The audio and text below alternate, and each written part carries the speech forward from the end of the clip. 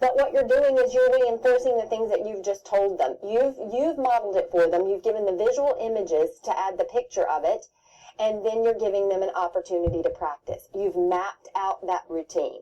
I can tell you that before I started mapping routines out for children, it was chaos in the classroom. And in chaos, what we know is an absence of structure.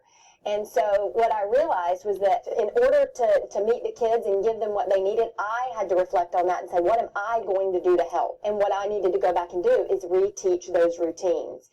Routines can be taught and mapped out with everything that we do in the classroom. So as children get older, if they're handing in a piece of paper, if they're handing in some work and you want them to put it in the green basket, the first time that's an option for them, you're going to say, so what we're going to do when we're finished is take the paper, you're going to walk over to the green basket, and you're going to put the paper in the green basket. And I know this sounds silly, and it may sound silly to you at first, and it did to me, it certainly did.